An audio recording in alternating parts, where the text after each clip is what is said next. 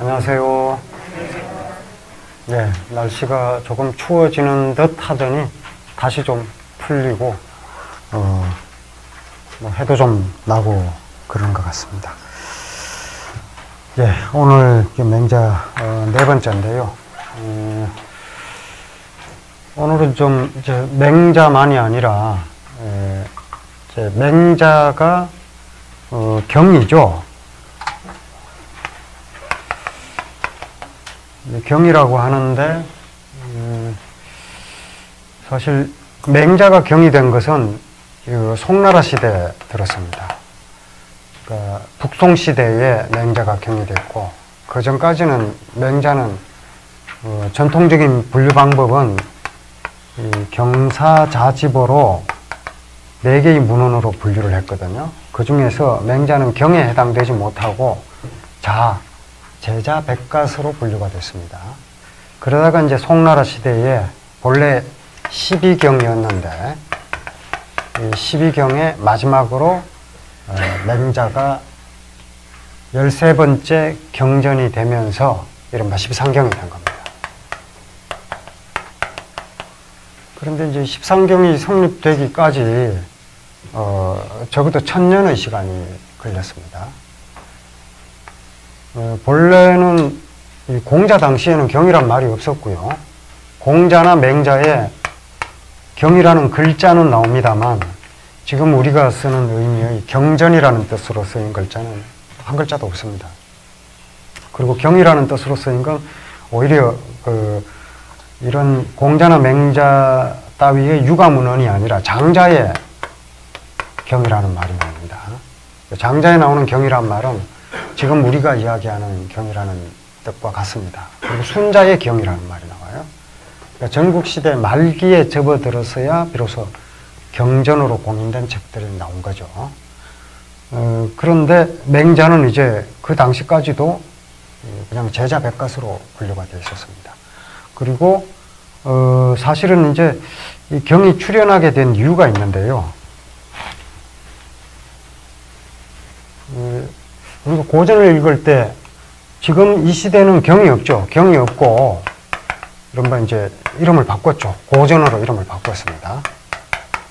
그래서 좀 우리는 지금 경어로서 맹자를 읽는 것이 아니라 고전으로서 맹자를 읽는 거죠.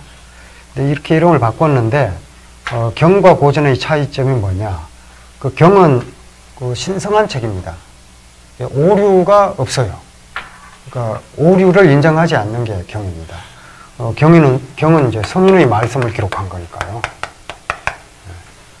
그리고 이제 오류가 있다면 읽은 사람이 잘못 읽은 게 경이 되는 거예요. 그러니까 절대의 권위를 가진 책이죠. 그리고 이제 그 밑에 이제 사자집이 있는 거죠. 본래는 이제 유향이 분류할 때는 7개로 분류를 했는데 당나라 때부터 이른바 경자사집 또는 경사자집 이런 식의 그 네 부류로 문헌을 분류했거든요. 그 중에서 뭐 제자 백가서는 그 노자, 장자, 뭐 순자 그리고 맹자도 여기에 포함되어 있었고요.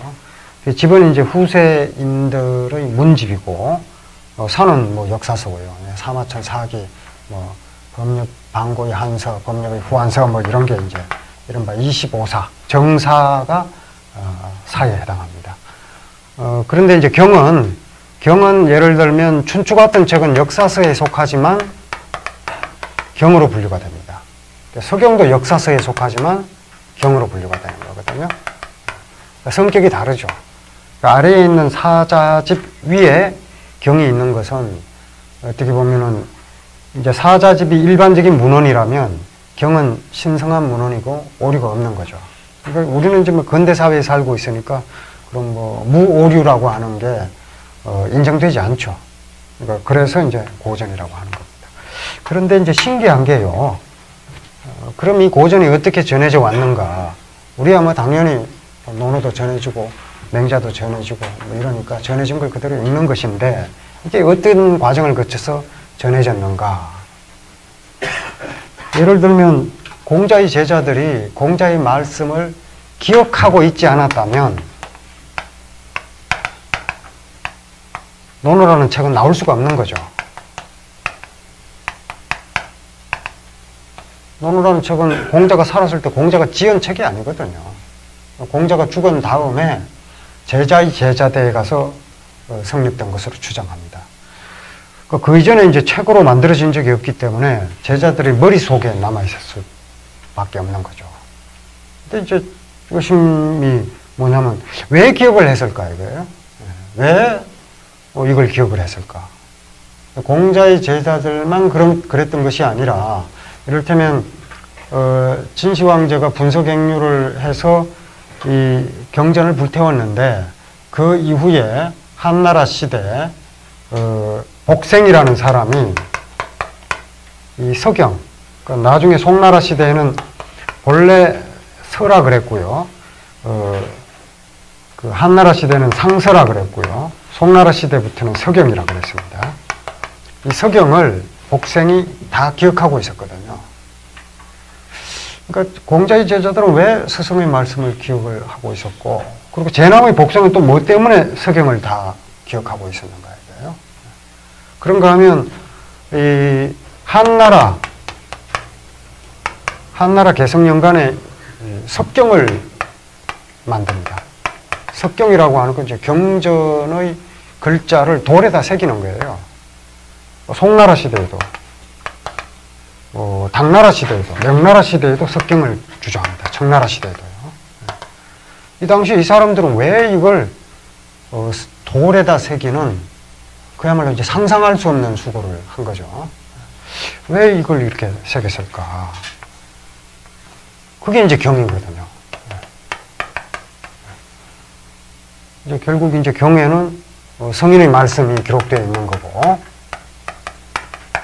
그리고 이 성인의 말씀은 시대를 초월해서 영원히 빛난다 이렇게 생각하고 있었던 거죠. 그러니까 절대의 진리가 이 속에 있다 이렇게 생각하고 기억하고, 어떤 사람은 이제 이걸 암송한 게 이제 기억하는 거죠. 암송을 하고, 어떤 사람은 이제 수많은 제자들을 가르치고, 또 어떤 사람들은 그걸 죽간에다가 쓰고, 어떤 사람은 돌에 새기고 뭐 이렇게 한 거죠. 이게 이제 결국에는 이 경이 사라질까 싶어서, 그러니까 망각되어 버리면 안 되니까 기억을 하는 거예요. 근데 기억이 얼마나 소중한 거냐, 뭐 우리가 잘 알잖아요. 이게 이제 인간이 가지고 있는 여러 가지 매체 중에서 어떤 기록될 만한 내용을 기록하는 매체 중에서 가장 탁월한 게 사실은 기억이긴 하죠. 왜냐하면 이제 물리적 공간을 차지하지 않으니까. 이게 뭐 들고 다닐 필요가 없잖아요. 그러니까 그 점에서 아주 탁월하죠. 그런데 이 기억은 이제 치명적인 약점이 뭐냐면, 그 사람이 죽으면 기억도 사라져 버리는 거죠. 기억하고 있던 사람이 죽으면 끝나는 겁니다. 그래서 이제 자기 제자들을 가르치는 거죠. 가능하면 많이 가르치려고 하는 거죠. 그러니까 많이 가르치면 많이 가르칠수록 이게 기억이 고스란히 보존될 확률이 높잖아요. 그런가 하면 또 기억에는 일정한 용량이 있는 거죠. 일정한 용량이 있기 때문에 이게 이제 뭐 우리가 기록 같으면, 기록도 뭐 중요하지만 기록은 돌 많이 구해다가 뭐 새기면 되는 거고, 죽감 많이 구해다가 쓰면 되는 겁니다. 종이 많이 구해서 이제 쓰면 되는 거죠. 얼마든지 이제 확장시킬 수 있는데, 기억의 용량에는 한계가 있기 때문에 확장시킬 수가 없다는 약점이 있죠. 그럼에도 1차적으로는 이제 기억에 의존해서 이 경을 전한 겁니다. 이게 이제 반드시 시대를 초월해서 빛난다 이런 얘기는 반드시 후세 사람에게 전해줘야 되겠다는 열망에서 이 기억을 통해서 망각을 넘어서려 한 거죠. 우리 뭐 잊어버리는 존재잖아요. 기억이란 게 참 이상해서, 기억하고 싶은 것은 잘 기억이 안 되고 기억하기 싫은 것이 잘 기억되고 하는 역설이 있죠.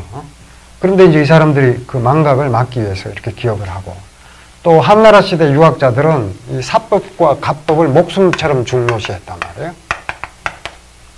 그러니까 사법이라고 하는 건 뭐냐면 스승에게 전수받은 이 경을 전수받는 거죠. 오경박사 제도가 있었잖아요. 물론 진나라 때부터 오경박사 제도가 있긴 했습니다만 본격화된 것은 한나라 시대부터입니다. 오경박사가 결국엔 예를 들면 상서박사니 또는 모시박사니 또 춘추박사니 이런 식으로요, 오경을 오경을 기억하고 암송을 통해서 기억을 하는 겁니다. 그러니까 하나의 경을 전문적으로 담당하는 게 오경 박사 제도인 거죠. 이것도 물론 정현이라는 탁월한 경학자가 등장하면서 깨지죠. 정현은 뭐 어느 하나의 경만 암송하거나 주석을 남기지 않았기 때문에 정현이라는 탁월한 경학자가 나오면서 이제 오경 박사의 단일한 제도는 이제 무너지긴 합니다. 근데 어쨌든 오경 박사 제도가 유지될 때는 이른바 사법과 가법을 목숨처럼 중시했단 말이에요. 사법은 스승이 가르쳐 준 것을 한 글자도 빼지 않고 한 글자도 보태지 않고 그대로 전해 내려가는 거예요. 자기 견해가 있다 해서 자기 견해에 따라서 함부로 바꾸질 않습니다. 그게 이제 고전을 대하는 이제 기본 원칙인데 지금도 마찬가지입니다. 어떤 고전의 내용이 합리적으로 설명되지 않는 부분이 있다고 해서 원문을 바꾸진 않습니다. 바꾸진 않고 보존해 놓은 상태에서 주석을 붙이는 거죠. 이제 뭐 그게 이제 문헌학적인 전통인데 간혹 뭐 무시되기도 합니다. 그런 게. 그러면 이제 신뢰할 수 없는 판본이 되는 거죠. 그러니까 그걸 그대로 전수받아 오는 겁니다. 근데 이게 이제 놀라운 게 우리는 기록에 의해서 전성된 것은 완전하고 기억에 의한 것은 불완전하다고 생각하기 쉬운데 그게 꼭 그렇지 않습니다. 오히려 기억에 의해서 전성된 것이 오히려 더 정확하고 기록이 조작되기도 합니다.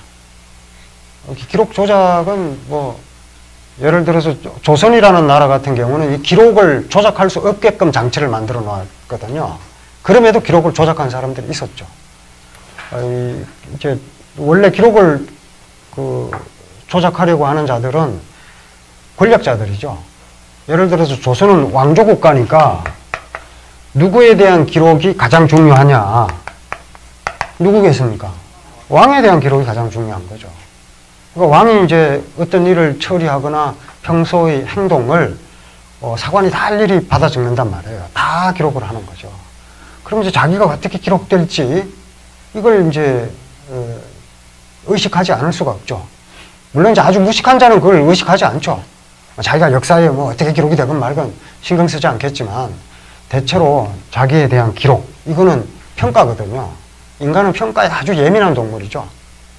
그렇죠. 뭐 나는 내 잘난 맛에 산다 뭐 이렇게 얘기를 하기도 하지만 사실은 다른 사람의 평가에 의해서 미치광이가 되기도 하고 우울증에 빠지기도 하고 하는 게 인간이잖아요. 그런데 이제 그 왕을 가장 중요한 인물로 보고 기록을 하니까 의식하지 않을 수 없죠.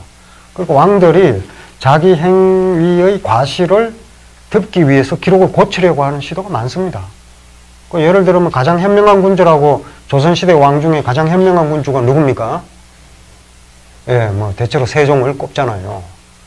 근데 이제 세종도 이제 자기 아버지 태종실록의 기록을 보려고 하거든요. 효자죠. 자기 아버지에 대해서 역사가 나쁘게 기록하고 있을까봐 걱정이 돼서 보자 그러잖아요. 근데 그 당시에 이제 변계량이 그걸 저지합니다. 만약 임금께서 이걸 보시고 다시 내려주시면 아무도 이 역사서를 믿지 않을 겁니다. 이렇게 얘기를 하거든요. 세종이 들어보니까 그럼 결국 자기가 그걸 한번 보고 나서 다시 내려주면 아무도 믿지 않을 것이다. 이렇게 수긍을 하고 보지를 않죠. 세종은요. 봤던 게 연산본입니다. 연산본 보니까 이제 뭐 세조를 비난하는 글들이 있으니까 그 기록을 넣은 사관 김일손을 참수하죠. 참수하고 이제 원래 조의점을 쓴 김종직은 부관 참시하고 이미 죽었기 때문에 관을 꺼내서 시신을 도륙하는 그런 만행을 저지릅니다. 그런데 고치진 않았어요. 연산본은. 고치진 않았습니다. 그냥 기록해놓은 걸 보고 처벌을 했을 뿐이죠. 고친 사람이 있습니다. 누가 고쳤을 것 같습니까? 정조. 제가 말씀드린 적이 있을 겁니다. 정조는 아예 고쳤어요. 삭제를 하고. 그러니까 이제 역사 기록이라는 측면에서 보면은 정조가 엄청나게 어리석은 짓을 한 겁니다. 왜냐하면 저 같은 사람들은요, 학자들은 그럽니다. 보면 요즘 이제 뭐 영화 사도라는 영화 있잖아요. 사도 재밌더라고요. 저는 그 어떤 데가 제일 재밌었냐 하면 그 이제 주연인 송강호의 그 이야기가 굉장히 재밌었어요. 그 사도세자가 어떻게 자식을 역적으로 몰아서 죽일 생각을 하십니까? 뭐 이러니까 어떻게 자식을 역적으로 볼 수 있습니까? 뭐 이렇게 항변을 하니까 송강호가 너는 존재 자체가 역모야 뭐 이런 식으로 얘기하고 뭐 실제로 대화가 그렇게 진행됐을 것 같지는 않습니다만 참 재미있게 봤는데 거기에 일부가 이제 나오죠. 그것만 해도 이제 뭐 그 어떤 이게 이제 히스토리하고 스토리하고는 다르거든요. 그러니까 스토리는 스토리로서의 그 독립적인 영역이기 때문에 사실 역사 기록과 역사 드라마가 같을 필요는 없는 거죠. 근데 어쨌든 역사 기록의 큰 틀을 해치지 않고 만들면 그게 이제 뛰어난 작품이라고 보는데 굉장히 그동안 나온 소재, 같은 소재를 다룬 다른 작품에서 굉장히 잘 만든 영화로구나 싶더라고요.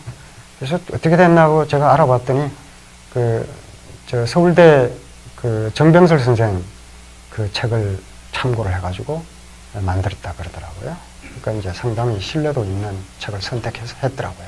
물론 그렇다고 해서 뭐 역사 기록과 완전히 부합하는 건 아니지만 그래도 큰 틀을 흔들지 않았다는 점에서는 잘 만든 영화라고 봅니다. 이게 뭐 영화 광고는 아니고요. 예. 근데 거기 보면 이제 그 세추하는 장면 나오죠. 그러니까 세검정에 가서 기록을 씻어내는 대목이 나옵니다. 그건 이제 정조가 영조에게 요청을 해서 그 기록을 삭제하도록 요청하는 대목이고 나중에 자기가 직접 삭제하는 대목도 있습니다. 그러니까 근데 이제 굉장히 이제 어리석은 게 왜냐하면 아버지의 행동을 나쁘게 기록하고 있는 걸 이제 삭제를 한 셈이죠. 근데 이제 그걸 삭제하지 않고 놔뒀으면 논란이 될 텐데 삭제했기 때문에 연구자들은 오히려 반대로 생각하거든요. 절대 덮을 수 없는 과실이 있었기 때문에 삭제했다 이렇게 주장을 합니다. 아니면 삭제할 필요가 없지 않습니까? 그러니까 오히려 이제 그 손을 대서 이제 오히려 더 큰 의심을 초래하는 격이죠. 어쨌든 뭐 그 이야기가 좀 다른 데로 갔는데요. 역사 기록도 뭐 그런 측면에서 그걸 지키려고 했음에도 불구하고 권력자가 개입을 해서 그걸 바꾸려고 하는 그런 시도가 조선시대에도 있었습니다. 근데 이제 어쨌든 이런 걸 기억하고 있는 거죠. 그대로 이제 전성해 오고, 그래서 오히려 이 사법을 목숨처럼 여기는 사람들이 기억으로 전성한 것이 오히려 더 정확할 수 있습니다. 기록보다요. 네. 그리고 이제 가법이라고 하는 거는 그 유파를 넓히는 겁니다. 사법은 자신의 스승으로부터 배운 것을 그대로 보존해 가는 거고요. 가법은 자기가 스승으로부터 배운 것을 가능하면 많은 제자들에게 전파하는 겁니다. 많은 사람이 기억하고 있을수록 그 기억이 잊혀질 가능성이 그만큼 줄어드는 거죠. 그래서 한대 경학 전통은 사법과 가법입니다. 그래서 이제 사실은 그런 경학 전통이 생긴, 경학이라고 하는 게 유교의 경전을 연구하는 학문인데 이 전통이 이제 한대부터 성립된 거죠. 그런 식의 그 과정을 거쳐서 오경을 보존하고 성인의 말씀을 기억하고 또 기록으로 남기고 석경의 돌에다 새기는 식으로 해서 이제 십상경이 완성이 되는 겁니다. 그러니까 십상경이 완성되는데 뭐 1000년 이상의 시간이 걸렸다 이렇게 얘기할 수 있는 거죠. 근데 어쨌든 이유는 전부 이 시대를 초월해서 빛나는 가치를 지니고 있는 이 경을 전하기 위해서입니다. 그런데 이게 이제 엄청난 분투죠. 잠시 후에 말씀드리겠습니다만 맹자도 이제 같은 탄압을 받았거든요. 맹자라는 책이요.